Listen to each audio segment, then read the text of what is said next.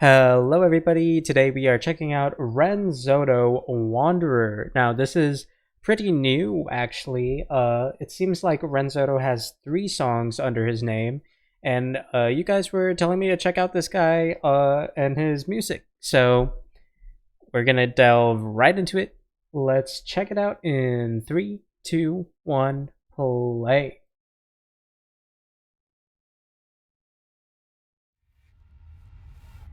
Oh.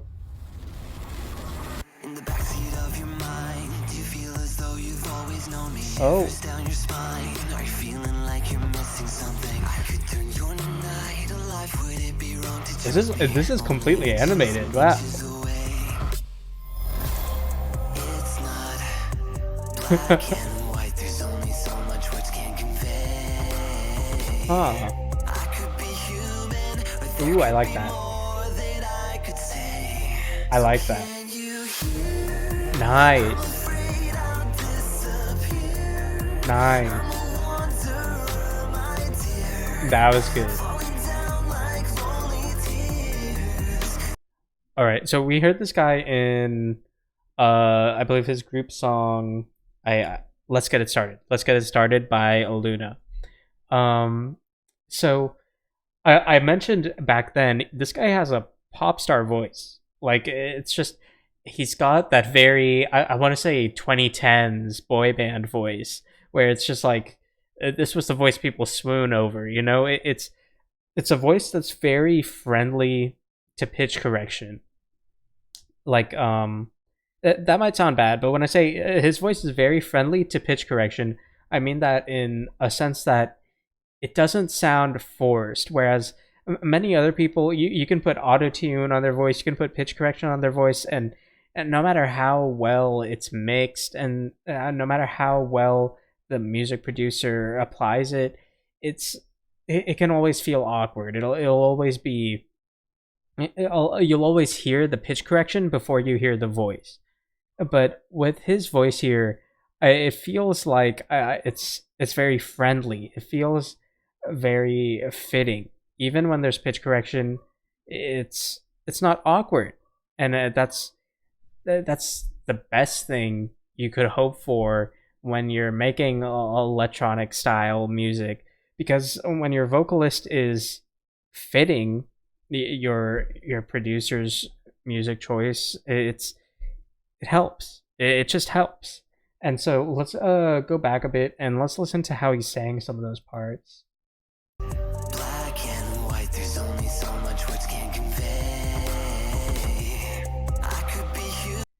When he sings that, he's adding inflection in his voice, but he's not jumping up high, because he wants to still create a difference when he does jump up high, and you can hear that because he's going a, and then he goes up. I could be human, but he's saying that in a different register, even though he can still play around with his low voice, and that's a good way to show off your vocal control. It's a good way to show off that you have the ability to play around with your voice and create the music you want and not have your music adjust to your voice.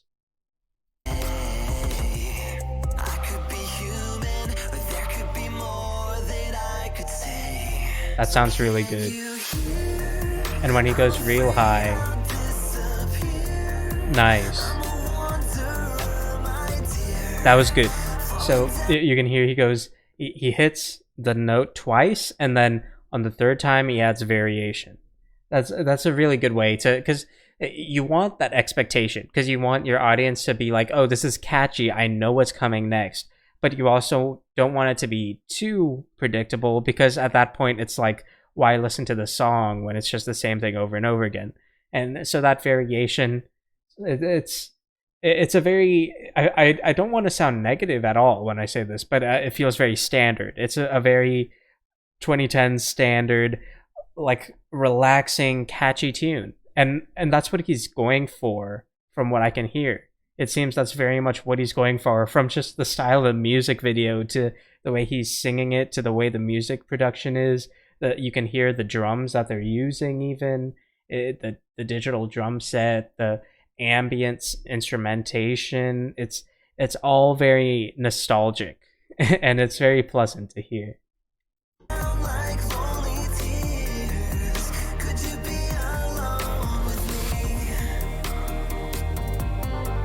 Hey, what was that tongue action? I'm an untold archetype. There's a reason why they all evade me. It's just out of sight. Well, you won't be alone now. We've got these bass drops at the back. Right there. I'm gonna go back a little bit. If you can hear that, the bass kind of drops like to match him. That's quite nice. Right there. Bom bom. Bom bom. Nice. Okay. We've got some whispering here. And then going back. Nice. And then variation. Nice. And then rhythm switch up.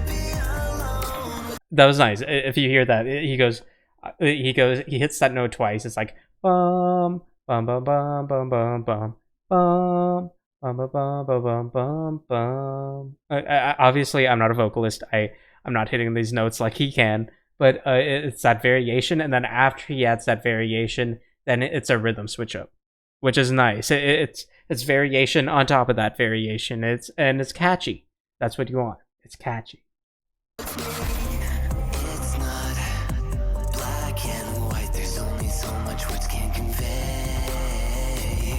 Alright.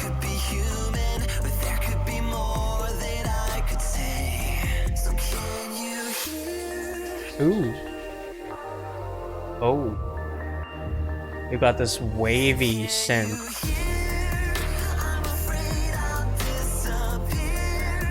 Nice.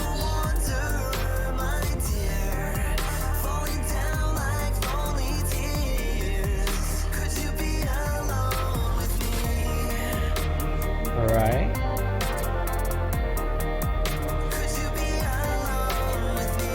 Alright. Sounds like he's kind of going towards an ending now. Yep. Alright.